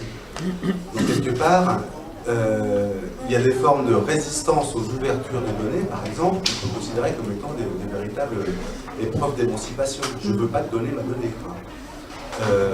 Et effectivement, il me semble que dans votre numéro, il y a plein de choses qui sont intéressantes. Des trucs intéressants sur la Tunisie. Alors, on discute beaucoup parce que, ouais, Sidi Bouzid, l'oncle, tout ça, je connais un peu et on peut en discuter. Mais si on prend un peu de recul, est-ce que quelqu'un s'est déjà posé la question de savoir quel était le rôle du téléphone dans la révolution espagnole en 1936 ? Est-ce qu'on s'est posé la question de savoir est-ce que c'est génial cette technique du téléphone, les républicains se sont appelés de Saragosse à Barcelone, génial. Les franquistes aussi, je sais pas. Ça a été fait en fait, il y a tout un chapitre dans le livre de Morozov, dans le dernier livre là, qui vient de sortir, traduit en français, où en gros il explique que à toutes les époques, et notamment à l'époque de Gutenberg, et après à l'époque du téléphone, de l'électrification, il y a eu les mêmes discours, les mêmes questions sur quel est l'impact de ces technologies sur nos vies, et avec aussi les mêmes promesses complètement folles. Régulièrement. Moi, j'ai sur ma carte de visite, j'ai une image, qui est une illustration qui est maintenant dans le domaine public, où on vous montre une école à l'an 2000, et dans laquelle on vous montre une espèce de... Je vais te super frustré. On a établi une règle, Ah, finis ta phrase, et après on... Mais elle est assez rigolote quand même cette histoire. Ouais. Elle est assez rigolote cette photo parce que c'est quand même un entonnoir dans lequel il y a un enseignant qui rentre des livres et puis après il passe avec une petite machine, il les mange et puis après c'est connecté à des câbles et puis il y a toute une salle de classe là comme ça qui est posée comme ça et ils ont des électrodes autour du cerveau et en fait ils font avaler des livres comme ça. Ouais. Et en gros il y a l'anticipation de l'impact des technologies, des fantasmes, c'est des choses qui sont... Sur la radio, il y a eu des trucs qui ont été faits, etc. Oui, mais c'est pas... Voilà, désolé pour la règle, mais... Pour répondre la question précise, est-ce que le téléphone a eu un rôle émancipateur dans le cadre de la Révolution espagnole? Non, je ne pense pas qu'il y ait des choses, à moins que je me bourre encore, mais la question telle que vous la posez, à mon avis, non, elle ne s'est pas posée. Après, on pourra en discuter, il y a des questions de massification, etc. Je voulais juste terminer en disant qu'il y a des mouvements d'opposition au numérique qui existent. Et je ne sais pas si vous en parlez ou non dans le bouquin. À la fin, un petit peu. Ça commence dans les années 70 déjà. Il y a des mouvements, il y en a dans les années 80, et il y en a encore aujourd'hui. Il y a des interpros qui regroupent différents corps professionnels et qui ont vraiment une optique totalement contraire. Alors je ne sais pas, c'est évidemment dans contre-pouvoir numérique, pas ça, mais quand même. Le numéro est... Il y a une question derrière. Bonjour, je suis Soltac, je suis un des cofondateurs de Quadrature Lumière. Je ne suis pas d'accord avec toi, Lionel, sur le fait qu'à long terme ça n'a pas marché. Ça n'a probablement pas marché pour les auteurs, mais à mon avis ça a marché pour les citoyens qui peuvent accéder à une diversité plus grande. En tout cas, Internet m'a permis cette diversité. Peut-être qu'elle n'a pas profité aux auteurs, mais ça c'est une question d'amélioration de moi-même. En tant qu'utilisateur passionné du truc, je à l'entrée a été génial. Je profitais beaucoup plus de diversité. Sur le fait d'apprendre aux adultes à partager, pareil, je suis super d'accord non plus parce que je constate ça chez les jeunes qui ont tout à fait compris qu'Internet ça permettait de partager et que c'était même très difficile, voire impossible, d'interdire le partage. Donc sur ces aspects-là, je suis plutôt optimiste. Donc je voulais savoir si vous partagiez l'optimisme sur ça, sur le fait que les générations qui arrivent, elles ont compris les enjeux, elles ont compris les outils, et donc encore sur une question de temps. J'imagine qu'il y a D'accord. Il y a encore des questions, mais on va quand même répondre à un premier tour, parce qu'après ça fait long. Donc je récapitule les questions rapidement. Une question sur l'éducation partage, ensuite une question sur l'open data et le fait que les données n'étaient pas toujours bonnes à partager, et surtout pas les données brutes. Il y a eu une question, plusieurs questions, mais une question principale sur les mouvements d'opposition numérique. Vous avez remarqué qu'en fait, la résistance aussi à la donnée, ça pouvait être aussi un geste émancipateur. La résistance au numérique pouvait être un geste émancipateur aussi, c'est ce que je comprends de votre intervention. Qui veut commencer à répondre à quoi? Moi, je réponds à la troisième, mais... Vas-y. Rapidement, dans tous les mouvements qui sont investis dans les pratiques numériques et qui pensent que le numérique peut être une solution, il y a aussi quand même une lecture très critique des outils numériques. Si vous voulez, c'est un peu ce que dit Bernard Stiegler, le dit très bien sur sa pensée qu'il appelle du pharmacon. Il dit toute technique a deux faces, elle peut être remède ou poison, et toutes les techniques sont traversées par cette double nature. Si vous voulez, moi je suis un peu gêné quand j'entends un discours qui condamne radicalement une technique, parce que c'est assez brutal, et je pense qu'il faut avoir un discours critique plus fin pour voir quels aspects de la technique sont toxiques, et quels aspects de la technique peuvent être bénéfiques, sachant que ça change constamment. Il faut tout le temps être vigilant pour voir le moment où ça bascule. Par exemple, dans les techniques numériques, on critique très fortement tout ce qui est technique propriétaire, par exemple, dans lesquelles vous n'avez pas accès au code source, parce que dès que vous n'avez pas accès à votre code source, c'est plus vous qui contrôlez la technique, c'est la technique qui vous contrôle. Et bon, voilà ce que j'ai dit tout à l'heure sur Amazon, qui peut supprimer un livre à distance sur un Kindle d'une personne, c'est parce qu'en fait il est entièrement dans un système propriétaire qui lui fait contrôler les formats, qui lui fait contrôler la machine, avec des machines qui ont des portes dérobées préinstallées pour vous permettre des contrôles à distance. Il y a certaines formes de techniques, oui, qui renforcent le contrôle. Toutes les techniques d'hébergement dans le cloud qui nous font perdre la maîtrise de nos serveurs, les techniques de géolocalisation implémentées dans les téléphones, voilà, tous ces types de techniques de contrôle de données. Pas le même enjeu à chaque fois. Voilà. En tout cas, ce qui est sûr, c'est que dans le numéro, il y a plusieurs numéros, il y a plusieurs papiers qui viennent critiquer certains aspects de la technique écologique, mais aussi les questions de contrôle. Mais d'un autre côté, vous avez aussi des aspects techniques qui sont la technique qui peut être vraiment extrêmement important. Je sais pas, toutes les techniques, par exemple, de chiffrement de données, qui vous permettent d'envoyer des communications en les chiffrant pour rendre très difficile, voilà, le cryptage qui permet de rendre très difficile le déchiffrement, c'est une technique qui permet la résilience du système tout entier, résistance à la surveillance, résistance au contrôle. Et si ces techniques-là peuvent se développer, alors c'est là que l'éducation est très importante, parce que dans l'environnement dans lequel on est, ces techniques, elles demandent un effort complexe quand même pour être mises en place. Et là où il y a une éducation pas seulement au partage, mais à la lecture critique de la technique et à la compréhension voilà, de ce côté biface de chacune des technologies. Donc je serai plus nuancé, mais je vous assure quand même que dans les cercles qui pensent et qui sont investis dans les technologies, il y a une vision critique assez profonde. Il y a des gens, après Snowden, qui ont dit on lâche Internet, il faut faire un autre réseau, quoi. Ça a existé, ça aussi. On a voulu faire un papier sur les réseaux parallèles, on n'a pas eu l'occasion d'en publier, mais... Oui, mais en restant dans le cadre du numérique. Genre, si vous prenez la cryptographie, par exemple, justement, elle est quand même à l'origine même de l'ordinateur. Bien sûr. C'est un outil militaire de cryptographie et de décodage. Je pense que vous allez pouvoir en discuter après, parce que je crois qu'il y a d'autres questions. Je vais laisser juste sur la première question qui avait été posée, sur la question de l'éducation au partage, peut-être l'un de vous réagir. Et ensuite, je pense que toi aussi, si tu as envie, sur la question aussi de l'open data, où j'avais l'impression que vous étiez d'accord, mais peut-être que... Bah oui, sur l'open data, je pensais qu'avec David, on était plutôt assez d'accord. Moi, dans ma tête, je me pose, c'est un peu le cas, si vous voulez, je peux disserter pendant 2 heures sur la question des données brutes, on peut peut-être éviter. Mais j'ai écrit un papier là-dessus avec mon directeur de thèse, Jérôme Denis, dans lequel on a revenu sur cette question des données brutes. Et en fait, on est dans une posture qui est de dire que les données, peut-être que les données ne sont jamais brutes, mais en tout cas, ce qu'on a observé, ce que j'observe dans ma thèse, c'est qu'il y a des pratiques que les gens appellent la rebrutification des données. C'est-à-dire qu'ils atteignent un certain idéal d'une donnée brute et qu'ils vont aller retravailler les données en vue de cet idéal. Je vous invite à lire le papier, je ne vais pas revenir totalement là-dedans, et je me permets pas en tout cas de dire que les données ne sont jamais brutes. Mais en tout cas, je voudrais juste revenir sur un point, c'est que cette demande de données brutes, elle n'est pas totalement, c'est pas juste une pure fiction. Il y a quand même l'idée qu'à un moment, on pourrait accéder aux données telles qu'elles sortent un peu des capteurs, quoi. C'est-à-dire qu'on va capter puis tous les points qu'on va collecter, qu'on puisse en disposer. Et ça, c'est un aspect important dont on parle dans le papier avec Clément, qui est de réduire les asymétries d'information.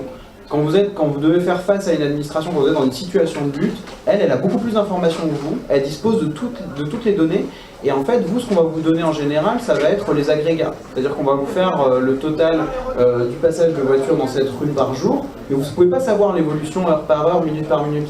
Si l'administration a un capteur dans la chaussée, moi j'ai étudié le cas des capteurs dans la chaussée à Paris, elle peut faire des analyses beaucoup plus fines que vous parce que vous êtes dans une situation d'asymétrie d'information. Et ça, c'est une question importante pour des militants pour créer des contre-pouvoirs. Et c'est pour ça que cette question des données brutes, je pense qu'il faut un peu la creuser. Pour revenir sur la question de Sylvain, l'éducation au partage, j'ai eu l'occasion d'en parler ce matin au Conseil économique et social, et dans le cadre ils font une saisine sur les données numériques et l'éducation. Et je me suis permis en fait de revendiquer mes pratiques de téléchargement, et je leur ai dit regardez le dernier spécial investigation, et je vous conseille de regarder le dernier spécial investigation sur le numérique à l'école, qui est une émission de Canal+, qui est plutôt bien en général, bon après même si des fois c'est un peu, ça varie, mais là le dernier sur le numérique à l'école est particulièrement saisissant. Vous voyez comment les lobbies agissent pour influencer, forcer certaines collectivités locales à acheter des ordinateurs en masse sans se poser des questions sur l'obsolescence programmée de ces matériels, les éditeurs de manuels qui vous vendent 600 € la copie numérique et 50 € la copie physique, des choses comme ça. Et donc moi je leur ai dit, bon écoutez, allez sur T411, vous pouvez le télécharger, ça ira beaucoup plus vite, et puis au moins ça alimentera votre rapport. Et là ils m'ont dit, non, n'enregistrez pas ça, genre, j'assume.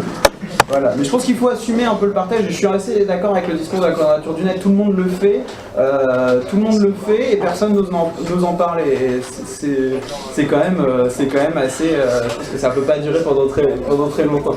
Je sais à quoi vous pensez. Pour revenir sur la pensée anti-technologie, je pense qu'en France on a été pas mal influencé par la pensée de Jacques Ellul, qui fait qu'on a une culture critique du numérique, et je pense que c'est quelque chose qui fait aussi la valeur de la pensée française sur les questions des technologies, qui fait qu'on est capable par rapport à d'autres pays d'avoir un peu un contre-pied, aussi de questionner plus profondément la technique, et je pense qu'on a un atout là-dessus. Et je voulais juste revenir sur vous suggérer la lecture du livre de Sébastien Broca qui explique clairement que les libristes et la pensée du logiciel libre est clairement une pensée critique de la technologie et n'est pas une pensée technobéate comme on a l'impression de souvent lire. Elle a évolué, c'est-à-dire qu'il y a eu des moments quand même. Oui, mais dans les discours de Richard Stallman, dans les discours de Richard Stallman dès le début, il y a quand même l'idée qu'il y a des usages très néfastes de la technologie. Stallman, les libristes, et ça le livre l'explique très bien, les libristes ont été les premiers en pointe sur ces questions-là à créer une ce que je veux dire, c'est que Stallman, c'est Stallman, mais quand même dans l'univers hacker, dans l'univers... alors justement, c'était ma critique du livre, de ce livre-là, c'était de dire que, et de pas mal de livres, c'est d'associer les hackers qui sont plein de choses et qui ne sont pas forcément des libristes. Il y a des hackers chez Apple. Oui, justement, c'est ce que... Est-ce que tu... Non, pas vraiment. Alors, je crois qu'il y avait... Ouais, d'autres questions. Une là, une... Ah, il y en a au fond. Il y en avait deux là, puis après on va vous passer le... Je sais pas si ça a quelque chose en fait. Bonsoir, moi je m'appelle Béatrice, je suis responsable d'un espace, alors comment on peut l'appeler, un tiers-lieu, un espace hybride partagé, donc à la fois espace de travail collaboratif et événementiel. Et on commence aussi à faire des formations de jeunes en décrochage scolaire autour des compétences et de la culture numérique. Je ne suis pas forcément d'accord sur le fait de dire que les jeunes aujourd'hui maîtrisent les outils, les comprennent pas du tout. Ils les consomment pas. Ouais, mais pas tous. Ils ont assimilé le MS, enfin l'équivalent de MS. Enfin, moi j'ai été impressionnée de voir certains jeunes, et pas forcément dans ces jeunes en décrochage, mais qui ont une culture numérique, mais alors nulle. Mais à la limite, leurs parents qui veulent pas s'y mettre, et justement ont plus de culture numérique, et du coup se posent plus de questions sur la technique, et du coup s'y mettent pas, quoi. Et il y a un vrai enjeu là-dessus, avec du coup tout ce truc de la génération des digital natives, et sur cette question de l'empowerment, et du coup d'aller un peu au cran au-dessus des outils, et voire même des pratiques, et de penser aux conditions à la fois intellectuelles et autres qui sont nécessaires pour réaliser cet empowerment. C'est assez bien expliqué par le rapport du Conseil national du numérique. Et je pense qu'il y a vraiment une éducation à faire sur une prise de conscience, et notamment du coup dans ce regard critique, qui est aussi une critique des technologies telles qu'elles sont proposées aujourd'hui, telles qu'elles fonctionnent, et une prise de conscience sur à quoi on veut qu'elles servent, si on est dans un objectif aussi de contre-pouvoir, d'émancipation citoyenne, et quelles conditions on doit mettre dans l'éducation qu'on fait à ces technologies. Et voilà, aujourd'hui on a un peu faut apprendre le code à l'école de partout, qui sert aussi la cause de certaines mêmes associations, mais qui font leur beurre là-dessus. Je ne sais pas si c'est juste comme ça que la question doit se poser, et il y a en fait beaucoup de compétences analytiques, de tri d'informations, de recherche, d'abstraction, qui sont absolument nécessaires si on veut vraiment avoir des usages à capacitants, on va dire, du numérique. Et aujourd'hui, ça rejoint du coup beaucoup des problèmes de différences sociales. Donc c'est ce que je trouve d'ailleurs passionnant de la numérique, c'est qu'en général, quand on creuse, on arrive à des problèmes qui sont fondamentaux de la société humaine. Mais pour moi, cette notion de contre-pouvoir, que ce soit sur des sujets de l'open data, des droits d'auteur, d'avoir conscience de quel contenu on partage, d'où ils viennent, la question, elle est même pas sur l'éducation d'usage, elle est l'éducation sur les compétences de base nécessaires pour développer ces usages-là. Je vais donner la parole à Clément. Je vais vous demander, je suis désolée, c'est déjà pour que les autres puissent poser, qui puissent répondre. Bonjour, donc moi je suis Clément Mavie, donc j'ai coécrit le papier avec Samuel. Vous entendez? Et bon bah du coup, malgré parlez fort, je vais parler plus hurlez. Non, faut coller le micro. Donc j'ai coécrit le papier avec Samuel et je suis en train de moi de boucler une thèse sur les usages du numérique dans les débats publics. Et en fait je voulais faire plus une petite remarque qu'une la question. Mais il me semble que ce qui est important aussi de rappeler, c'est que le numérique, c'est avant tout, c'est très plastique. C'est des 0 et des 1. Donc, ce qui compte beaucoup, c'est ce qu'on en fait, c'est le projet politique dans lequel on l'insère. Si je prends l'exemple d'un SMS, ça peut servir à alerter la Croix-Rouge si vous faites un malaise, comme ça peut servir sur la place Biden à vous rappeler que vous êtes dans une zone interdite. Enfin, on pourrait multiplier les exemples comme ça. Je pense que le projet politique dans lequel on insère l'outil configure en fait on peut en grande partie le configurer dans cette fonction. Est-ce qu'on peut faire passer le micro? Il y a deux personnes au fond qui avaient des questions. Bonsoir, Juliette Espargillère, psychanalyste de l'éducation populaire et militante écologiste. Dis donc, vous êtes plein ce soir. C'est pas un hasard, bien sûr. Oui, je suis Béatrice. Justement, ça tombe bien, on va pouvoir parler après de ça, que les jeunes sont effectivement des quiches dans le numérique et pas par essence super doués.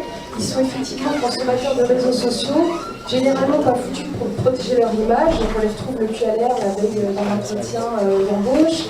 Ou chopés par leurs parents, etc.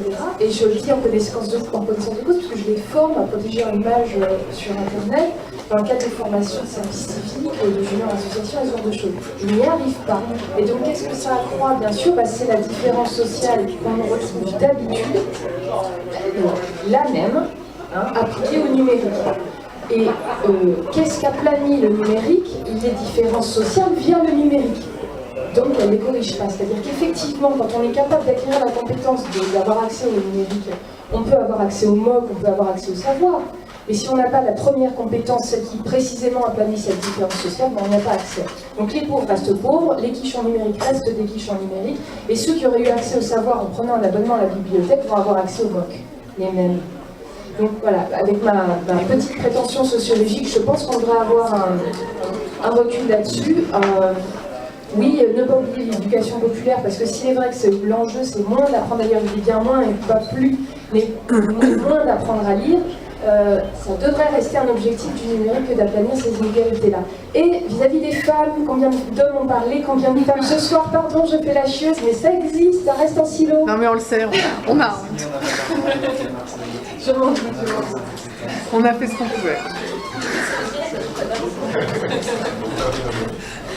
Après, il y a beaucoup plus d'auteurs, enfin, c'est un univers non, mais deux phrases justifiées, on va pas y arriver. On va pas y arriver, ok, je le fais. Allez-y. Dans la salle, il y a Bonsoir. Je j'ai pas entendu. Blogueur, aussi, je regarde beaucoup le politique. Pour moi, je lis politique et numérique, je regarde beaucoup et je suis très intéressé. Alors moi, j'avais d'abord une première remarque sur la notion, je me suis beaucoup interrogé sur la notion de contre-pouvoir, entre parenthèses, pouvoir, contre-pouvoir. On n'a pas eu l'occasion de... Je me suis... Tout le long du débat, je me suis posé la question à partir de quand on est dans un pouvoir, dans un contre-pouvoir. On a fait penser à Rosan Vallon avec la contre-démocratie. Il y en a beaucoup ici, apparemment, le pouvoir indirect disséminé dans le plan social. Mais c'est vraiment d'abord le premier point sur lequel je voulais attirer l'attention.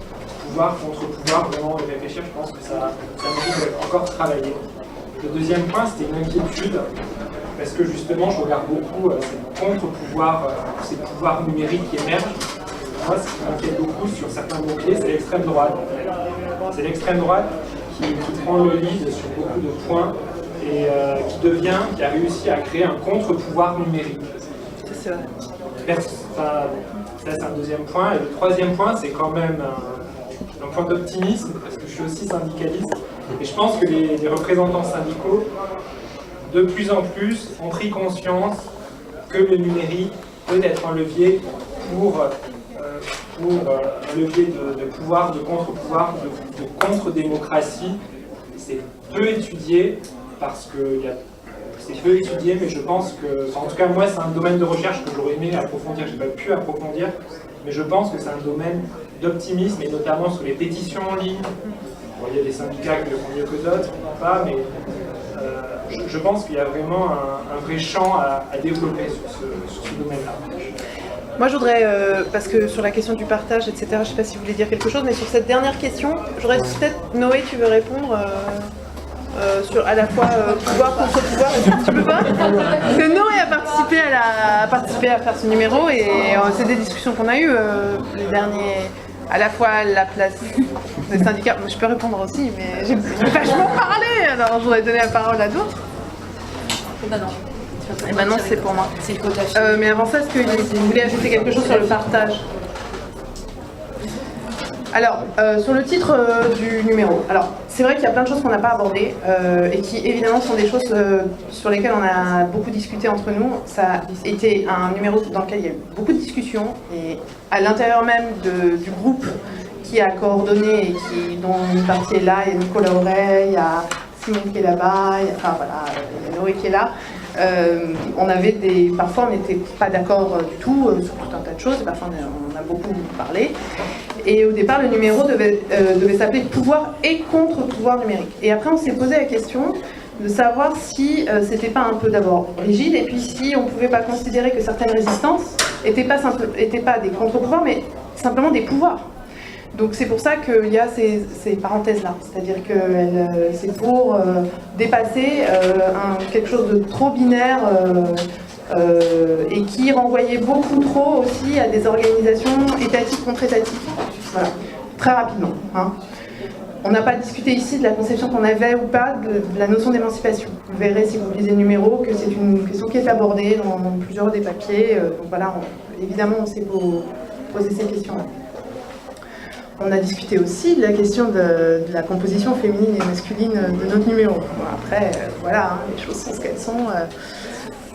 Il y a des auteurs femmes, il y en a à qui on a pensé demander des papiers, mais on savait qu'ils finissaient des thèses et qu'ils ne pouvaient pas les faire. Je confonds peut-être, je confonds. C'est une bonne personne. Et puis, voilà. Et enfin, votre dernière question, qui est une question...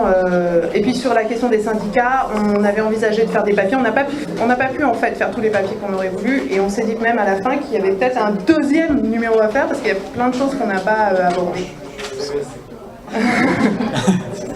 Attention, hein, voilà. Je ne sais pas si ça répond à toutes vos questions, et je vais passer la parole. Il y a encore des questions? Des réponses? Sur les syndicats, ouais. Dire un mot. Il va dire un mot, puis après on va finir parce qu'il est 21h, et puis je vais faire les remerciements, et après, je ne sais pas s'ils veulent encore présenter quelque chose. Moi je voudrais juste dire un mot sur la dernière question sur les syndicats. Il y a quelque chose qui m'a beaucoup frappé en lisant votre papier sur la Tunisie, où je trouvais que c'était vraiment intéressant de dépasser le premier stade où on a dit c'est une révolution 2.0, c'est uniquement Internet en gros qui aurait fait ça. Il y a eu un stade où on a dit non, finalement c'était pas du tout une révolution 2.0, c'est un mythe.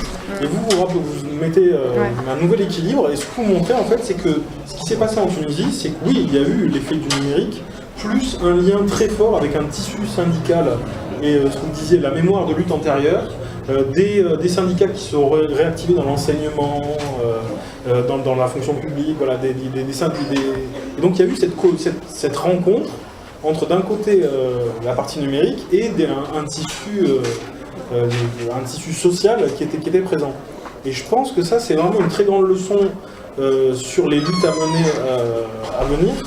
Parce que c'est ça qui manque le plus, à mon avis, notamment dans le contexte français, où on a quand même une communauté hacker qui est encore une communauté très numérique, qui est encore très tournée vers l'individualisme, qui n'est pas toujours franchement hyper intéressé par les questions de justice sociale aussi, il faut bien le dire.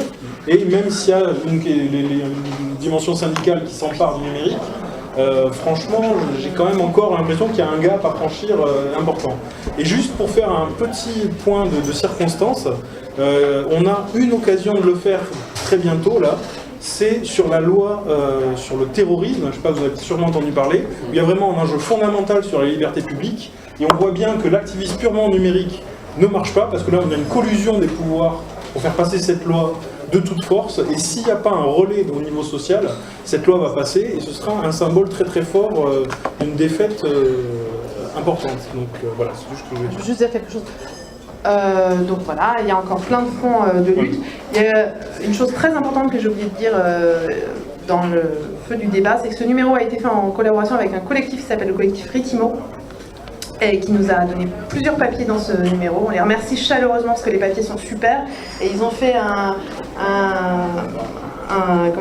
dossier en ligne que vous pouvez retrouver sur leur adresse internet. Je vais donner la parole à la personne de Ritimo qui va pouvoir vous donner l'adresse.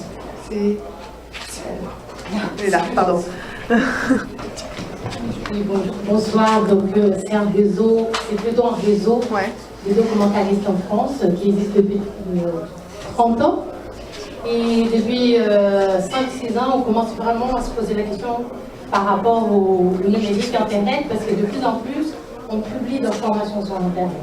Donc on a publié un dossier sur la souveraineté technologique, et où le choix des femmes était essentiel. Et heureusement, on a eu pas mal de contributions, mais surtout internationales. C'est ça, on a aussi essayé de dépasser le cadre franco-français, et aussi travailler avec des acteurs, actrices du Sud, des pays du Sud. Voilà. Donc l'adresse est ritimo.org. Voilà. Merci. Oui, je vais peut-être laisser. Juste, il voulait dire quelque chose, puis je vais vous passer. En même temps, on peut continuer à discuter après.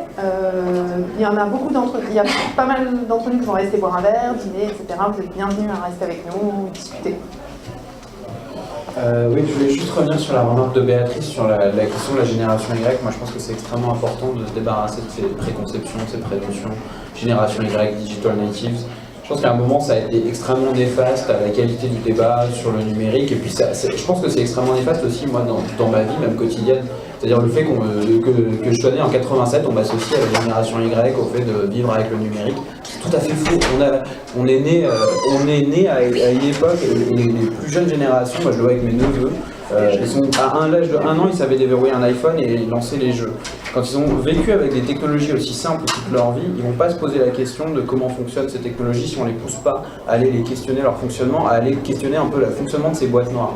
Et plus les technologies se simplifient, plus il y a besoin d'une éducation aux usages et aussi de leur expliquer ce qu'il y a là-dedans. Ce que c'est, et là c'est ce dont je parlais ce matin au Conseil économique et social, c'est juste quand est-ce que dans les programmes scolaires on parle de la notion même de données.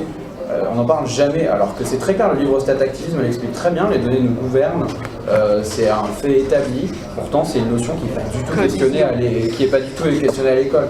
Pareil pour le code, est-ce que c'est utile forcément de former au code, mais déjà peut-être d'expliquer le fonctionnement de ces technologies, et d'expliquer le fonctionnement d'Internet, mais de manière très simple, mais juste qu'on en ait une petite idée de ne pas avoir un regard naïf sur ces technologies. Et pour revenir à la question, à l'autre question, qui était un peu sur la même thématique, je serais plus nuancé, mais je n'ai pas une expérience non plus de terrain comme vous, donc on pourra en parler. Mais peut-être un peu plus nuancé sur les rapports des jeunes avec la vie privée. Parce que c'est des choses aussi qui vont évoluer au fur et à mesure de leur vie, et ça les travaux d'Anna Boyd le montrent assez bien. C'est-à-dire qu'à un moment, autant on peut être très léger dans ces pratiques numériques, ça a été mon cas. Après j'ai progressivement verrouillé mon Facebook et je m'en suis rendu compte en fait aussi avec mes étudiants, c'est-à-dire que quand vous les voyez arriver en première année, ils ont des profils complètement ouverts, donc ils peuvent même commenter votre cours en live. Quand vous êtes en Master 2, c'est beaucoup plus compliqué et parce qu'ils vont s'insérer professionnellement. Donc c'est des choses qui évoluent. Vous l'avez dit en Master 2 parce qu'ils vont s'insérer professionnellement. Oui, mais je veux dire que aussi, ce qu'elle montre aussi bien Danah Boyd, c'est que ces jeunes-là ont aussi des stratégies de publicisation et que ce qu'ils publient n'est pas non plus totalement anodin et qu'ils ont une certaine conscience du caractère public de ces messages. Alors ça ne veut pas dire qu'il ne faut pas les éduquer et leur expliquer et discuter avec eux de leurs pratiques, mais je pense que ça serait intéressant quand même de creuser cette question-là, parce qu'à mon avis, ils ont un regard un peu plus critique qu'on le pense, et ils se posent ces questions-là parce qu'ils le vivent concrètement dans leur vie. Il y en a de plus en plus qui suppriment leur compte d'ailleurs. Il y a un article là récemment sur les 15 ans. Le développement des pratiques de messagerie type WhatsApp. Pourquoi Facebook a racheté WhatsApp en particulier, c'est aussi parce que beaucoup des conversations se déroulaient dans ces espaces qui lui échappaient parce que Facebook c'était les parents, c'était le contrôle, c'était je crois qu'il y a encore plein de trucs à dire, qu'il y a plein de gens qui ont plein de choses à dire. Je suis vraiment désolée, il faut arrêter. C'est juste une chose par rapport à... C'est une question politique importante, c'est le fond de votre sujet, sur le titre de la revue. Je pense qu'on peut prolonger la discussion, mais il est temps, à mon avis, avec Internet, on peut redéfinir une sorte d'alliance de la société civile et de nouvelles alliances sur ces questions politiques, notamment la loi de programmation militaire. Je suis ravi d'avoir l'occasion de voir les gens de la Quadrature du Net. C'est des gens que ça fait longtemps que je voulais les contacter. Moi, je suis délégataire, on fait aussi un collectif pour la transition, et je pense que grâce à Internet, autour d'Internet, mais aussi de différents acteurs, on peut recomposer des alliances politiques. C'est un message d'espoir. C'est une belle conclusion. D'abord, du coup, on va avoir plus tellement de temps pour vous représenter le site. Vous avez d'autant plus intérêt à aller visiter par vous-même. Le numéro sort demain. Mais vous pouvez l'acheter en avant-première à Julienne, qui vient de s'asseoir, qui est là. Voilà.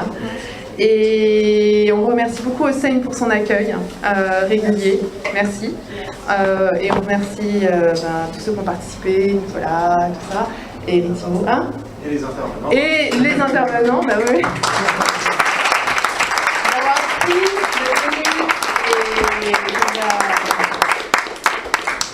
et voilà, je crois que... Merci.